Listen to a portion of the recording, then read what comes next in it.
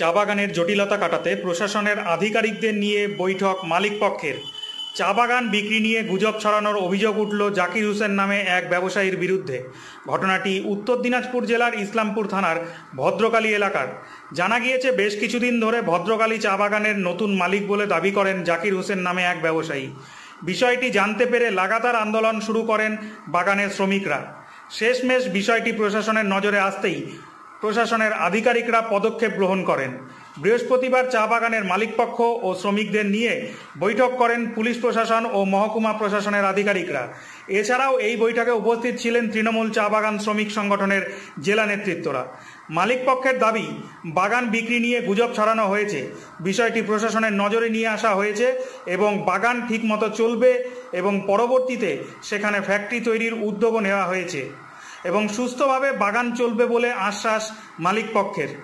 যদিও এ বিষয়ে জাকির হোসেনকে একাধিকবার ফোন করা হলেও তার কোনো মন্তব্য পাওয়া যায়নি। বাবু, আজকে এখানে কি ডিসিশন নেওয়া হলো? আজকে ডিসিশনে এটা হলো যে আমাদের এই বাগানটা লিজে ছিল না, গভর্নমেন্ট লিজে ছিল না। এতে গভর্নমেন্টেরও লস এবং মালিকপক্ষ হস্তান্তর করে নিয়েছে শুধু বাগান ফাইন্যান্সিয়াল, কিন্তু দেখা যাচ্ছে যে এদের নামে কিছু এখনও রেকর্ড নেই নতুন মালিকদের। যেটা ম্যাম মিটিং ডেকেছিলেন, এসডিও ম্যাম, আমরা চিঠি করেছিলাম এসডিও ম্যামকে এবং আমি নিজে দায়িত্ব নিয়ে বলেছিলাম ম্যামকে যে একটা শান্তি বৈঠক করে যদি হয় তাহলে সেটা প্রশাসনিক থাকুক এবং মালিকপক্ষ থাকুক। সেই ক্ষেত্রে আজকে এলসি সাহেবও ছিলেন।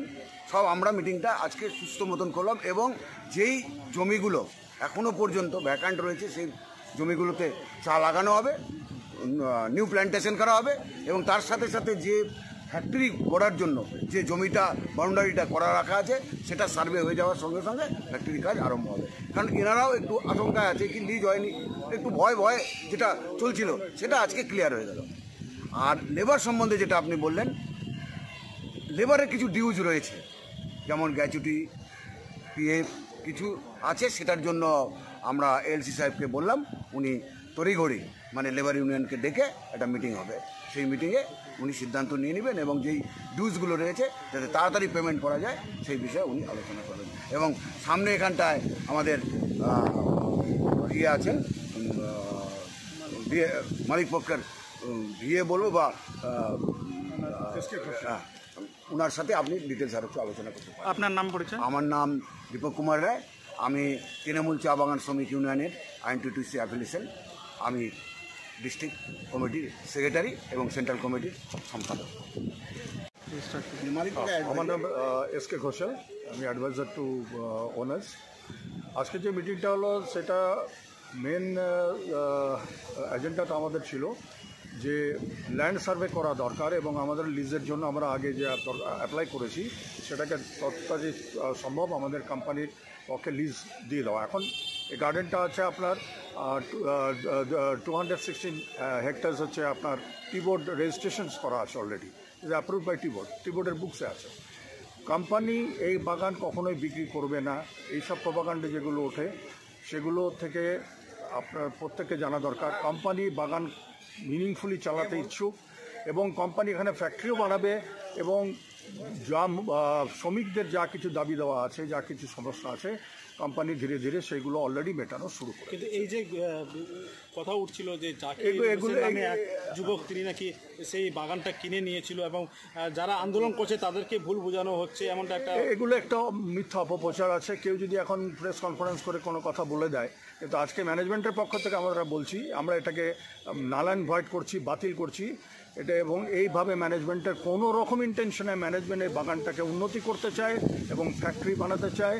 বাগানের শ্রমিকদের যা কিছু স্বার্থ আছে সেগুলোকে ধীরে ধীরে সলভ করে একটা স্থিতিশীল জায়গা আসবে। তার জন্য ম্যানেজমেন্টের পক্ষ থেকে আজকে আমরা প্রশাসনকেও জানিয়েছি যাতে বাগান চালানোর ক্ষেত্রে আমাদের যে যে অসুবিধার সম্মুখীন হতে হচ্ছে সেগুলো যাতে না হয় প্রশাসন আমাদের।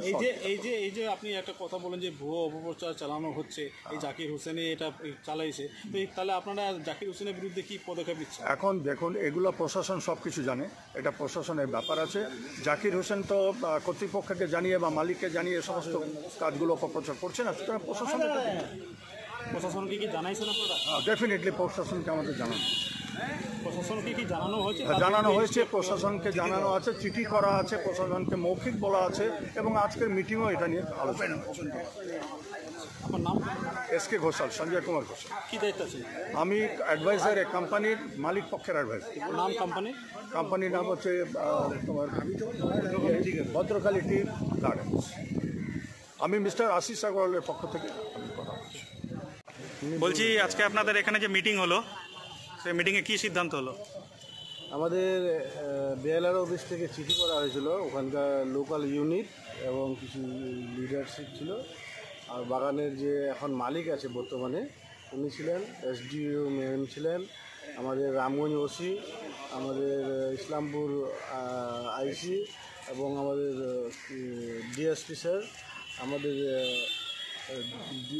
দীপক রায় জেনারেল সেক্রেটারি, উত্তর দিনাজপুর, উনিও ছিলেন। আমরা সবাই যেটা শুনলাম, চা বাগান আমাদের বিক্রি হয়নি। চা বাগান যে মালিক নিজে ছিলেন, কি নাম বললো ওনার, আশিস আগরওয়াল, উনি নিজেই ছিলেন।